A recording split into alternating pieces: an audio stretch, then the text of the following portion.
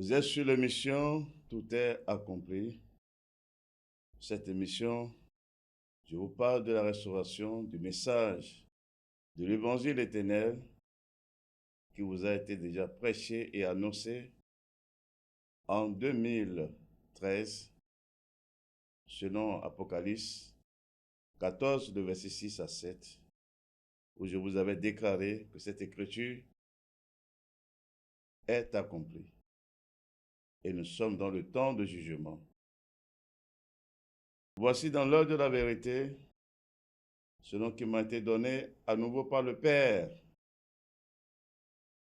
Je vous parler selon la vérité de cet évangile en vous apportant la lumière après les retraits des ivraires, des dates de prophétie, selon Matthieu 13, les versets 24 à 30. La charge qui m'a été donnée à nouveau, c'est de vous apporter la lumière sur la bonne semence de cet évangile que vous avez déjà écouté. Et nous voici dans l'heure de la vérité. En parlant de l'évangile éternel, dans Apocalypse 14, de versets 6 à 7, je vis un autre ange qui volait par le milieu du ciel, ayant un évangile éternel pour l'annoncer aux habitants de la terre, à toute nation, à toute tribu, à toute langue et à tout peuple. Il disait d'une voix forte, craignez Dieu et donnez-lui gloire, car l'heure de son jugement est venue, et adorez celui qui a fait le ciel et la terre et la mer et les sources d'eau. Comme je le disais, ce passage de l'Écriture est déjà accompli depuis 2013. Et nous sommes dans le temps de jugement. Mais ce qui est caché derrière ce message, cela parle de l'avènement du Fils de l'homme dans la gloire du Père, c'est-à-dire son apparition du ciel. Son apparition du ciel. Et c'est dans ça que nous sommes. Car c'est là le jour du Seigneur. Et c'est ce que indique Apocalypse 1, le verset 7. Voici, il vient avec les nuées, et tout le verra, même ceux qui l'ont percé. Et toutes les tribus de la terre se lamenteront à cause de lui. Oui, amen. Il dit, voici, il vient avec les nuées. Ça parle de l'avènement du Fils de l'homme, son apparition du ciel. Et tout le verra, même ceux qui l'ont percé. C'est-à-dire les Juifs qui contestent ce qu'il est. Ils le verront. Celui qu'ils ont percé en ce temps, ils le verront et se lamenteront. Selon que Zacharie avait déjà dit sur eux. Et nous voici dans l'heure de la vérité. Mais c'est dit, et toutes les tribus de la terre se lamenteront à cause de lui. Oui, amen. C'est-à-dire toutes les nations, toutes les familles de la terre se lamenteront parce que c'est un jour de vengeance, c'est un jour de colère pour la destruction totale de toutes les nations, de tous les royaumes de ce monde, de tout ce monde avec tout ce qu'elle renferme, en vue de la manifestation visible par la puissance de Dieu du nouveau monde qu'il a créé pour la consolation, la gloire de ceux qui ont aimé son règne, selon les Écritures. Car je vous l'ai déjà montré, la promesse qui est faite aux saints, et Dieu est dans sa parole. C'est un jour de vengeance. Et lorsque nous lisons, toujours dans l'Apocalypse, nous pouvons toujours avoir la pleine connaissance de cette vérité encore. Lorsque nous lisons dans l'Apocalypse 19, le verset 11, « Puis je vis le ciel ouvert, et voici parut un cheval blanc. Celui qui le montait s'appelle Fidèle et Véritable, et il juge et combat avec justice. » Contrairement à Apocalypse 6, le verset 1 à 2, où on a parlé de cheval blanc là-bas, ici on en parle encore de cheval blanc, ce n'est pas les mêmes personnes. Là-bas, je vous ai dit, ça parle de la parution de la bête, le fils de la perdition, l'homme du péché, l'antéchrist, dans Apocalypse 6. Mais ici, ça parle du Fils de l'homme dans toute la gloire du Père. C'est pourquoi je vous avertissais qu'il va se faire passer pour l'homme de paix, l'homme de la sûreté, l'homme qui est venu, le Messie du monde. Oh, c'est du mensonge. Mais puisque vous aimez aussi la gloire des hommes et que la gloire de Dieu ne vous dise rien, certainement vous serez pris dans le piège. Cependant, la charge qui m'a été donnée, c'est de vous avertir, car nous sommes dans l'heure de la vérité. Nous relisons encore dans Apocalypse 19, le verset 11. Puis je vis le ciel ouvert et voici parut un cheval blanc. Celui qui le montait s'appelle fidèle et véritable, et il juge et combat avec justice. Ses yeux étaient comme une flamme de feu, et sa tête était plusieurs diadèmes. Il avait un nom écrit que personne ne connaît, si ce n'est lui-même. Il était revêtu d'un vêtement teint de sang. Son nom est la parole de Dieu. Les armées qui sont dans le ciel le suivaient sur des chevaux blancs, revêtus d'un fin lin blanc pur. De sa bouche sortait une épée aiguë pour frapper les nations. Il les pètera avec une verge de fer, et il foulera la cuve du vin de la dente colère de Dieu Tout-Puissant. C'est un jour terrible, c'est un jour de combat. C'est un jour de la destruction totale, toutes les nations. Car ils ont péché contre Dieu. Mais quand nous regardons ici, le verset 13 dit, et il était revêtu d'un vêtement teint de sang, qui parle de la vengeance, qui parle que le sang serait versé, selon les Écritures. Il va répandre le sang sur la terre comme de la poussière, selon les Écritures. Mais c'est dit, son nom est la parole de Dieu. Son nom est la parole de Dieu, c'est-à-dire quoi? Toute œuvre qui ne serait pas soutenue par sa parole, c'est la destruction.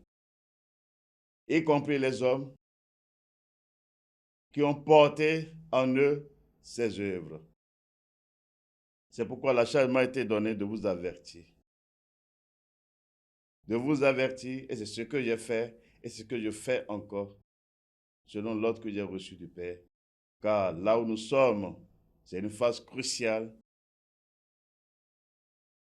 Après que nous aurons sorti de cette porte, vous allez voir ce qui va se passer. L'Apocalypse est déjà accompli. L'Apocalypse est déjà accompli et nous sommes dans l'heure de la manifestation. Donc c'est bien dit, son nom est la parole de Dieu, car c'est par sa parole qu'il exerce son jugement. C'est pourquoi déjà, dans Luc 18, le verset 8, le Fils de l'homme, en annonçant son apparition, sa venue, il disait quoi? Quand le Fils de l'homme viendra, trouvera-t-il la foi sur la terre? Trouvera-t-il la foi sur la terre? Et nous voici dans l'heure de la vérité. Nous voici dans l'heure de la vérité. Car la foi vient de ce qu'on entend, et ce qu'on entend vient de la parole de Dieu, vient de la parole de Christ. Dieu est dans sa parole. Sa parole, c'est sa loi. Et personne ne peut remettre cela en cause. Parce qu'il est Dieu. Et c'est lui-même la parole. Et nous voici dans l'heure de la vérité. Sur cette base, nous allons parler, selon les Écritures, de l'Église de Dieu, de l'Église de Christ, l'Église de Jésus-Christ, homme. La véritable Église selon les Écritures.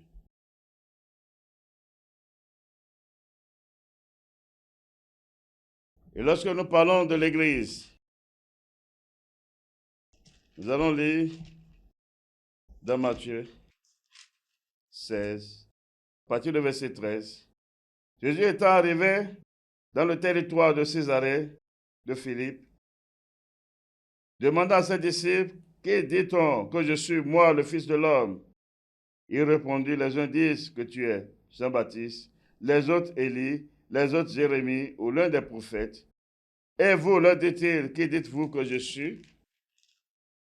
Simon-Pierre répondit, tu es le Christ, le Fils du Dieu vivant. Jésus reprenant la parole lui dit, tu es heureux Simon, fils de Jonas, car ce ne sont pas la chair et le sang qui t'ont révélé cela, mais c'est mon Père qui est dans les cieux. Et moi je te dis que tu es Pierre, et que sur cette pierre je bâtirai mon église, et que les portes de ce jour des morts ne prévaudront point contre elle. C'est ici pour la première fois, il y a une mention, je bâtirai mon église. Or, la discussion est partie d'une base sur l'identité du Fils de l'homme au milieu d'eux. Ben, c'est là la discussion était engagée, mais pas la révélation.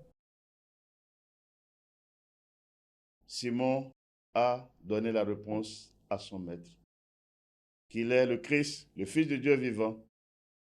C'est sur cette réponse que la base du salut, le fondement du salut est établi. Et c'est en cela que le Fils de l'homme disait, et moi je te dis que tu es Pierre. Ça là, c'est son nom propre à lui. Et que sur cette pierre, c'est-à-dire sur ce rocher, ce n'est pas Pierre, le nom qui lui a été donné, mais en disant sur cette pierre, ça parle par rapport à la révélation qu'il a reçue sur sa personne, afin que quiconque croit en lui, que c'est lui, le Christ, le Fils de Dieu, soit sauvé. Car c'est le fondement du salut. C'est en vertu de cela dit, et que sur cette pierre, je bâtirai mon église. Ce n'est pas sur Pierre, ce n'est pas sur la personne de Pierre, non. Selon les Écritures, nous allons écouter le témoignage de Pierre dans ce sens avant d'évoluer.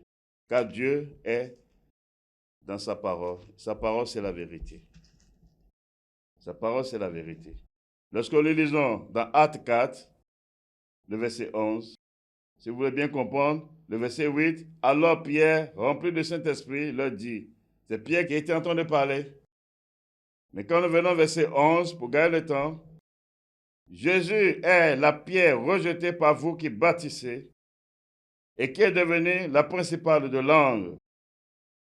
Et le verset 12, il n'y a de salut en aucun autre, car il n'y a sous le ciel aucun autre nom qui a été donné parmi les hommes par lequel nous devions être sauvés. Il a dit quoi? C'est Jésus qui est la pierre. Il ne s'est pas revendiqué cette gloire que c'est lui qui est la pierre. Il dit c'est Jésus qui est la pierre. Parce qu'en parlant ainsi, c'est lié au salut. Parce que le salut est lié sur la personne de Jésus-Christ homme, l'agneau de Dieu. Il dit c'est lui qui est la pierre. Donc sans contredire, ce n'est pas Pierre, c'est son témoignage, sa prédication. Car le salut n'a pas été donné au nom de Pierre, c'est au nom de Jésus-Christ qui a le salut. Et c'est ce qu'il est en train de dire. Or déjà, les prophètes avaient annoncé cela aussi. Lorsque nous lisons dans Isaïe 28, le verset 16. C'est pourquoi ainsi parle le Seigneur l'Éternel. Voici, j'ai mis pour fondement en Sion une pierre éprouvée, une pierre angulaire de prix, solidement posée. Celui qui la prendra pour appui n'aura point rate de fuir. Et de ça qu'il s'agit. La pierre que Dieu a posée pour le salut, c'est ça. Mais cela parle de la personne du Christ, du Fils de l'homme, Jésus-Christ homme, en qui seul réside le salut, la vie éternelle. En qui seul réside le salut, la vie éternelle. Car c'est là la volonté du Père. Car c'est là la volonté du Père. Et selon le témoignage rendu en son temps au milieu des fils d'Israël, au milieu des Juifs, lorsque nous lisons dans Jean 6, le verset 40, la volonté de mon Père, c'est que quiconque voit le Fils et croit en lui ait la vie éternelle, et je le ressusciterai au dernier jour. Voilà. Quiconque voit le Fils et croit en lui ait la vie éternelle. Car c'est la pierre que Dieu a déposée, le fondement du salut. Ce n'est pas un autre, ce n'est pas en pierre.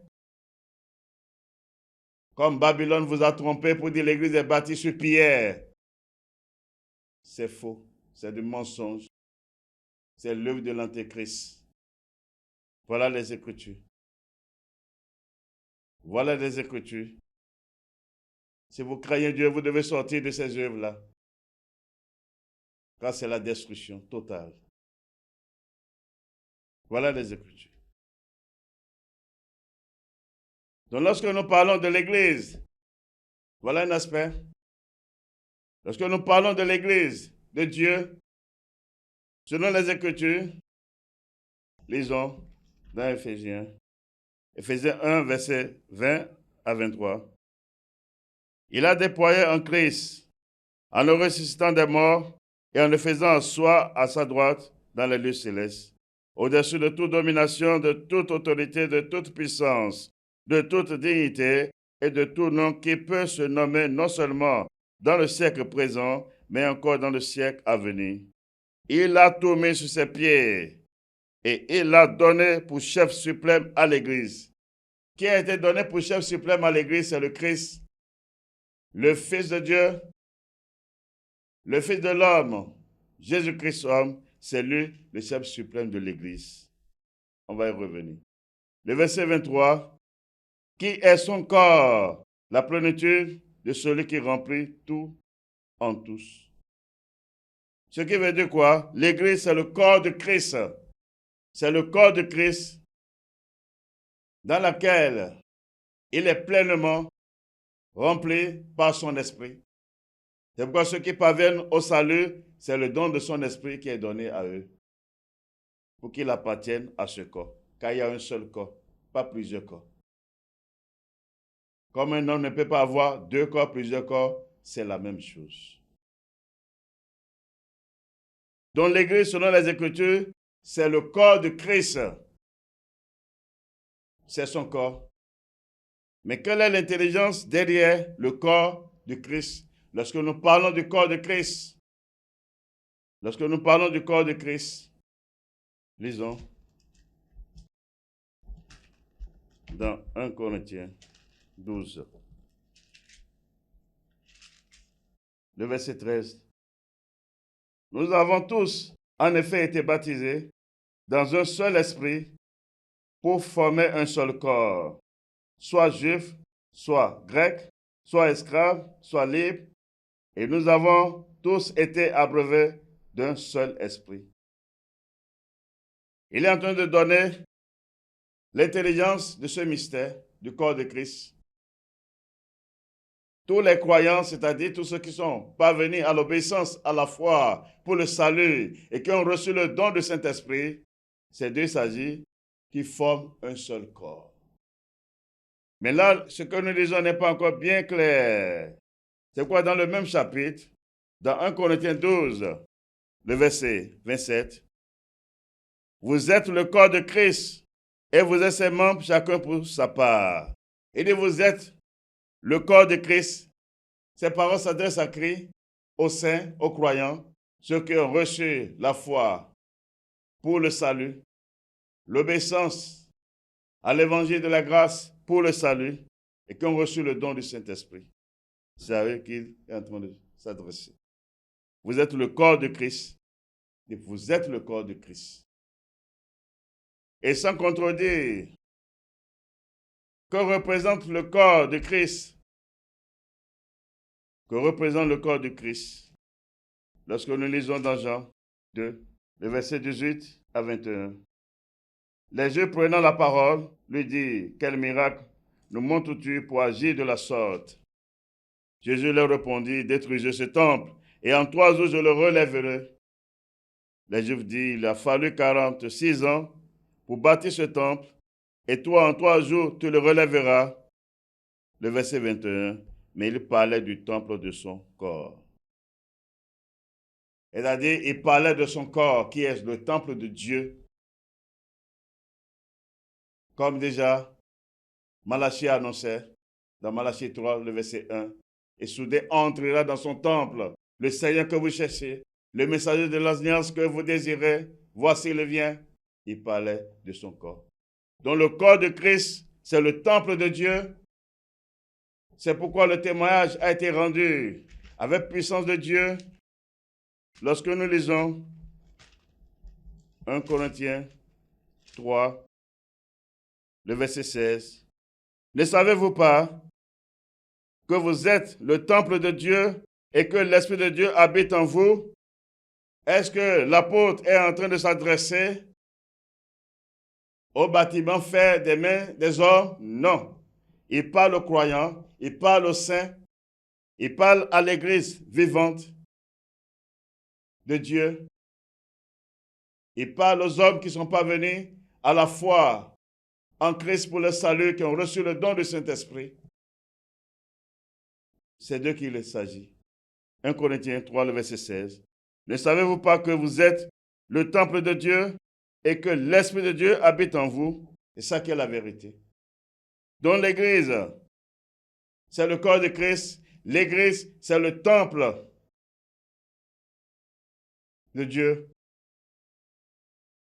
Et qui sont ceux qui représentent cela? C'est les croyants qui forment ce corps, qui sont ce temple de Dieu. Et pour avoir la pleine intelligence de cette vérité que nous disons, selon les Écritures, dans 1 Pierre 2, verset 3, si vous avez goûté que le Seigneur est bon, approchez-vous de lui, pierre vivante rejetée par les hommes, mais choisie précieuse devant Dieu. Et le verset 5, et vous-même, comme des pierres vivantes, édifiez-vous pour former une maison spirituelle, un saint sacerdoce, afin d'offrir des victimes spirituelles agréables à Dieu par Jésus-Christ. Il est bien dit dans le verset 5, et vous-même, comme des pierres vivantes, édifiez-vous. Il parle d'une construction pour former une maison spirituelle, c'est-à-dire une maison à Dieu, une habitation de Dieu en esprit, dont les croyants sont vus dans la main de Dieu comme des pierres vivantes, à l'image de leur Sauveur, qui est la pierre angulaire qui est posée. C'est pourquoi son esprit leur est donné pour former cette maison de Dieu, ce temple de Dieu, qui est l'Église. Et sans contredire, toujours dans les Écritures, car Dieu est dans sa parole, sans contredire, lorsque nous lisons dans Hébreux 3, le verset 4 à 6, chaque maison est construite par quelqu'un, mais celui qui a construit toutes choses, c'est Dieu. Pour Moïse, il a été fidèle dans toute la maison de Dieu comme serviteur, pour rendre témoignage à ce qui devrait être annoncé. Mais Christ l'est comme fils sur sa maison, et sa maison, c'est nous, pourvu que nous retenions jusqu'à la fin la ferme confiance et l'espérance dont nous nous glorifions. Que dit les Écritures? Dans le verset 6 de Hébreux 3, mais Christ l'est comme fils sur sa maison, c'est-à-dire sur la maison de Dieu, la maison que Dieu a bâtie. Et sa maison, c'est nous. Voilà le témoignage rendu selon les Écritures. La maison de Dieu, c'est nous. C'est les fils de Dieu qui forment un seul corps, un seul temple spirituel pour Dieu. c'est nous. Et pour avoir une compréhension nette, on va lire encore dans 1 Timothée 3, les versets 14 à 15. Je te crée ces choses avec l'espérance d'aller bientôt vers toi, mais afin que tu saches, si je tarde, comment il faut se conduire dans la maison de Dieu, qui est l'église du Dieu vivant, la colonne et l'appui de la vérité. Lorsque Paul est en train d'instruire Timothée, voilà comment il a adressé la parole pour indiquer l'église. Mais afin que tu saches, le verset 15, mais afin que tu saches, si je tarde, comment il faut se conduire dans la maison de Dieu, qui est l'église du Dieu vivant. La maison de Dieu, aujourd'hui, c'est l'église. C'est l'église qui est sa maison. L'église, c'est-à-dire l'assemblée des croyants dans le corps du Christ, un seul corps, qui est sa maison, selon les Écritures. Selon les Écritures. Et toujours dans le même esprit, lorsque nous lisons dans Ephésiens 2, le verset 20, vous avez été édifiés sur le fondement des apôtres et des prophètes, et Jésus-Christ lui-même étant la pierre angulaire. En lui, tout l'édifice, bien coordonné, s'élève pour être un temple saint dans le Seigneur. Le verset 22, en lui, vous êtes aussi édifiés pour être une habitation de Dieu en esprit. Il parle des croyants qui sont devenus une construction de Dieu pour être une habitation, une demeure de Dieu en esprit. C'est pourquoi déjà, à la première heure, dans la première dispensation du Fils de l'homme, au milieu des Juifs, il disait, l'heure vient, elle est déjà venue, où les vrais adorateurs adoreront le Père en esprit et en vérité, car Dieu est esprit. Et il faut que ceux qui l'adorent en esprit et en vérité. Voilà la vérité. Donc l'Église, c'est les croyants, ceux qui sont parvenus au salut et qui ont reçu le don du Saint-Esprit. C'est eux qui forment le temple de Dieu, le corps de Christ qui est le temple de Dieu, qui est la maison de Dieu, la demeure de Dieu, l'habitation de Dieu en esprit. C'est pourquoi en annonçant la nouvelle alliance déjà, après la loi, dans Ésaïe 66, Ésaïe 66, le verset 1, il est dit, ainsi parle l'Éternel, c'est-à-dire le Seigneur, le ciel est mon trône et la terre, mon masse-pied. Quelle maison pourrez-vous me bâtir? Et quel lieu me donnerez-vous pour demeure? Voilà. Je vous avais déjà parlé dans le message passé de cette vérité. Quelle maison pourrez-vous me bâtir? Quel lieu me donnerez-vous pour ma demeure? Pourquoi? Pourquoi? Lorsque nous lisons dans Acte 17, le verset 24, le Dieu qui a fait le monde et tout ce qui s'y trouve, étant le Seigneur du ciel et de la terre, n'habite point dans les temps faits de main d'homme. Il n'est point servi par des mains humaines, comme s'il avait besoin de quoi que ce soit.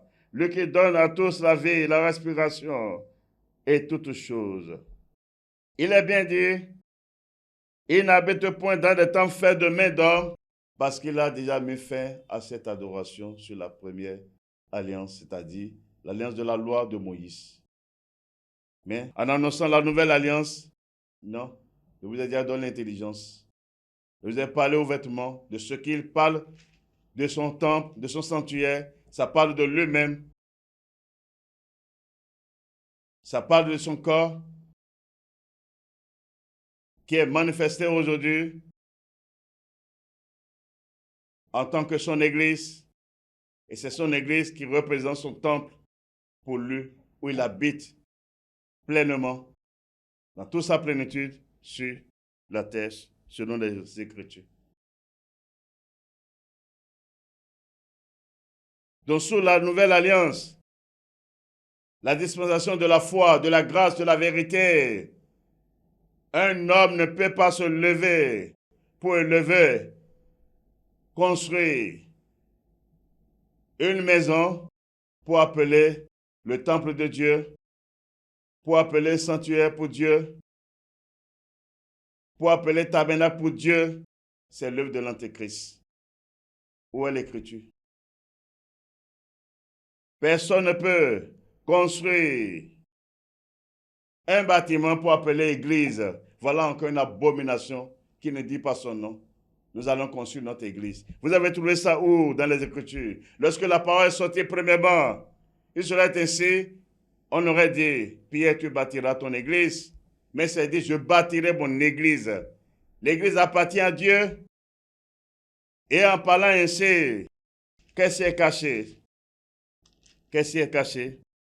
Lorsque nous lisons dans Actes 20, le verset 28, « Prenez donc garde à vous-même et à tout le troupeau sur lequel le Saint-Esprit vous a établi évêque pour paître l'église du Seigneur, qu'elle s'est acquise par son propre sang. » L'église qui s'est acquise par son propre sang. L'église, c'est les hommes, les rachetés de Dieu, au prix du sang de l'agneau. Mais c'est bien dit, pour paître l'église du Seigneur. Il n'a pas dit mon église. Il n'a pas dit mon église, mais il dit l'église du Seigneur. Parce que l'église appartient à une seule personne, pas à deux personnes. Ça appartient à Dieu, ça appartient à Christ qui a versé son sang. Et pourquoi il dit je bâtirai? C'est un langage spirituel qui désigne le salut, le nouveau peuple qu'il veut créer en lui-même au prix de son sang. Tant du milieu des Juifs que du milieu des nations, pour former un seul corps, qui est le temple de Dieu en esprit. Donc, selon les Écritures, l'Église appartient à qui? À Dieu. Et nous pouvons regarder encore, voir le témoignage de Pierre en son temps, qui est la vérité. Voir le témoignage de Pierre dans 1 Pierre 5, le verset 1. Voici les exhortations que j'adresse aux anciens qui sont parmi vous, moi ancien comme eux, témoins des souffrances de Christ et participants de la gloire qui doit être manifestée. Percez le troupeau de Dieu qui est sous votre garde, non pas contrainte, mais volontairement selon Dieu, non pour un gain sordide, mais avec dévouement, non comme dominant sur ceux qui vous ont échus en partage, mais étant les modèles du troupeau. Et lorsque le souverain pasteur paraîtra, vous obtiendrez la couronne incorruptible de la gloire. Quand nous voyons ici la recommandation de Pierre, il ne s'est pas proclamé au-dessus de ses frères. Il dit, moi ancien comme eux. Les anciens, ce sont les évêques. C'est eux qui dirigent l'Église. La grâce qui a été accordée à l'apôtre dès le commencement, c'était ça. Ce n'est pas une abomination qu'on met sur lui qu'il est le premier pape. C'est un mensonge. Il est ancien, il est évêque, le premier. Et c'est à Jérusalem qu'il a été établi, sur l'église de Jérusalem. Ce n'est pas sur l'église de Rome. L'église catholique romaine, non. C'est un mensonge. Donc il parle ici ouvertement. Il dit percer le troupeau de Dieu. Il n'a pas dit percer mon troupeau. Percer le troupeau de Dieu. Percer le troupeau de Dieu. Comme il avait reçu lui-même dès le commencement. lorsque nous lisons dans Jean 21, le verset 15. Après qu'il eut mangé, Jésus dit à Simon-Pierre, « Simon, fils de Jonas, m'aimes-tu plus que ne m'aiment ceux-ci » Il lui répondit, « Oui, Seigneur, tu sais que je t'aime. » Jésus lui dit, « Paie mes agneaux. » Il lui dit une seconde fois, « Simon, fils de Jonas, m'aimes-tu » Pierre lui répondit, « Oui, Seigneur, tu sais que je t'aime. » Jésus lui dit, « Paie mes brebis. » Il n'a pas dit, « Paie tes brebis. » Il n'a pas dit, « Paie tes agneaux. » Mais il dit, « Mes brebis, mes agneaux, c'est pour lui. » C'est après la mort et la résurrection que cette recommandation est en train de donner à Pierre pour la mission qu'il a été assignée en tant que l'ancien de l'Église. Et non le Père Saint, car il y a un seul Père, c'est Christ lui-même. C'est dit encore, le verset 17, il le dit pour la troisième fois, Simon, fils de Jonas, m'aimes-tu? Pierre fut attristé de ce qu'il lui avait dit pour la troisième fois, m'aimes-tu? Et il lui répondit, Seigneur, tu sais toutes choses, tu sais que je t'aime. Jésus lui dit, paie mes brebis. Paie mes brebis, il a dit. Il n'a pas dit, paie tes brebis. Non. Parce que l'Église appartient à une seule personne et il a un seul bâtisseur. Il a un seul bâtisseur. C'est Christ lui-même. C'est pourquoi il a dit, il a déclaré dans Matthieu 16, le verset 18, je bâtirai mon Église. Aucun homme ne peut bâtir l'Église de Dieu. Et le comble en ce jour où les filles des hommes tiennent la Bible en main et le nom de Jésus-Christ dans la bouche, le comble encore. Avant de dire, lisons, dans Éphésiens 1, le verset 22. Il a tout mis sous ses pieds et il a donné pour chef suprême à l'Église qui est son corps. Le chef suprême, c'est Christ lui-même. Le chef de l'Église, dans Colossiens, c'est lui qui est la tête de l'Église. Et l'Église lui appartient. Aujourd'hui, les filles des hommes vont tenir la Bible. Et dans la bouche, le nom de Jésus-Christ, ils vont dire son président, fondateur de l'Église. Tout est dit. Tout est dit, c'est pourquoi il n'y a pas d'excuse pour vous. Je vous parle ouvertement à partir des choses de ce monde. Si nous rentrons dans ce monde, les écoles publiques de ce monde, c'est l'État qui les nomme, les directeurs. Quelle que soit leur intelligence, quel que soit leur bagage intellectuel, ils ne peuvent jamais revendiquer que c'est leur, ils sont fondateurs de telle école publique. Mais quand un individu se lève et ouvre sa chose et dit école privée, là, on dit qu'il est quoi? Directeur fondateur. Il est le fondateur. Ça veut dire que c'est sa chose. C'est sa propriété privée. C'est son business à part. Mais quand nous revenons ici maintenant, sur toute la ligne de l'Écriture, l'Église appartient à qui selon les Écritures? À Christ. Et selon les Écritures, ça a été démontré que c'est lui qui est le chef suprême de l'Église. Par-dessus tout, c'est lui qui est la tête du corps de Christ, selon les Écritures, dans Colossiens 1. Mais où est-ce qu'un homme va se lever pour dire qu'il est président fondateur? Il a fondé quoi? Ça veut dire que l'Église est née. C'est l'œuvre de l'Antéchrist. Vous devez savoir que telle personne, c'est un Antéchrist, c'est un séducteur. C'est un séducteur. C'est pourquoi tous ces églises du monde n'appartiennent pas à Dieu. Je vous ai dit la vérité. À commencer par l'Église catholique romaine, qui est le maire. C'est les églises des hommes. C'est les églises du diable. Pour calomnier la vérité. La preuve, aucun d'eux ne respecte ce qui est écrit. Mais quoi qu'il tienne la Bible en main, c'est pour se faire de l'or. C'est pour s'enrichir avec le nom de Dieu. Voilà la vérité devant vous. Un homme va dire qu'il est président fondateur de l'Église. Non. C'est un séducteur. C'est un antéchrist.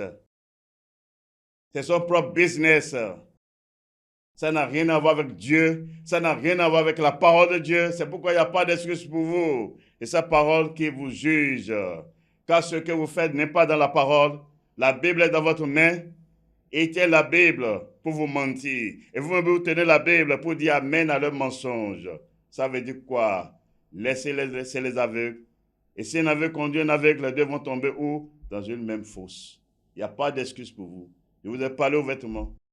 Selon que le Père m'a donné la charge pour vous avertir, car vous ne savez pas ce qui est en train de venir. L'Apocalypse est déjà accompli. Nous sommes dans le jour de jugement, où les yeux, le Fils de l'homme est en flamme de feu.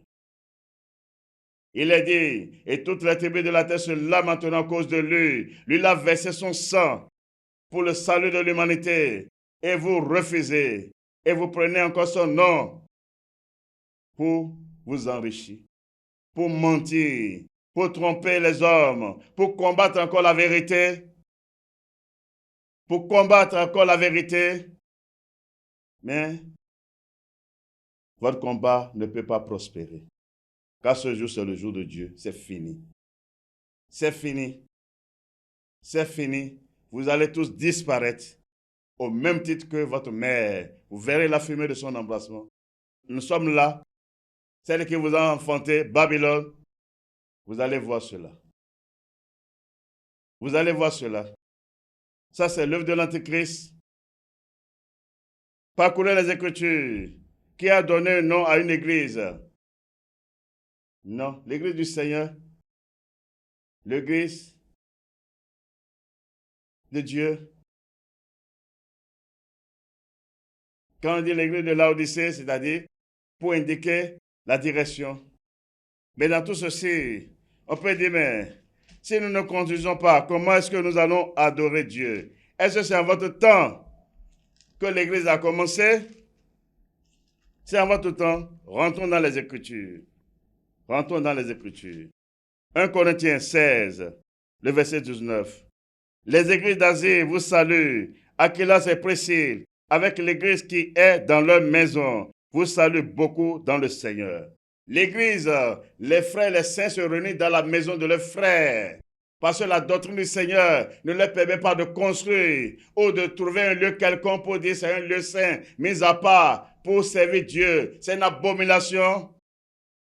Si pour la loi de Moïse, pour toute la nation d'Israël, c'est un seul lieu d'adoration qu'ils ont, cela ne vous dit pas que Dieu est derrière ça?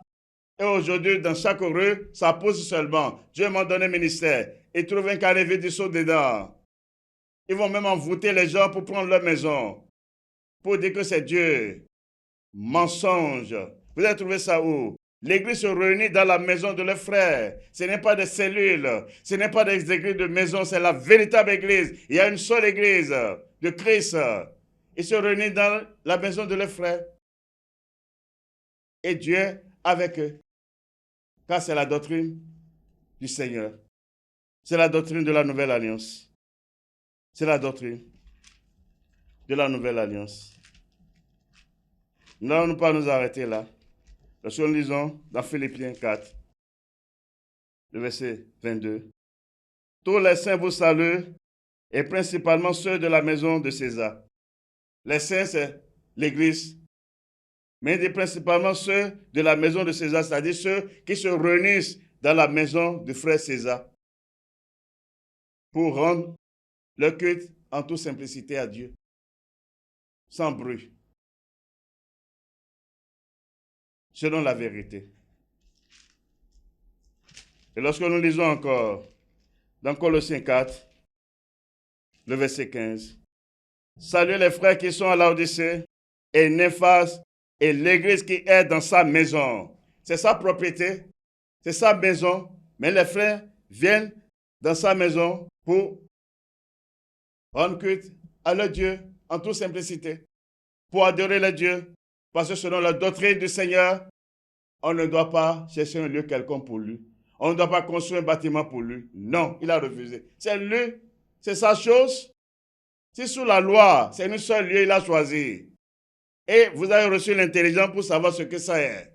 C'est un seul bâtiment qu'il a construit pour toute la nation d'Israël. Pas dans chaque ville, pas dans chaque quartier, pas dans chaque village d'Israël, mais dans une seule ville qu'il a choisie pour faire résider son nom. Quelle loi aujourd'hui vous autorise de construire ou dit « Je ne veux plus de temple de la main des hommes » et l'intelligence a été donnée que c'est de lui-même qu'il s'agit. L'Église, c'est encore lui-même. C'est pourquoi l'Église ne peut jamais mourir, c'est impossible, parce qu'il est éternel. Babylone s'est trompée, croyant détruire l'Église, mais elle a été surprise au dernier moment. Car nous voici dans l'heure de la vérité.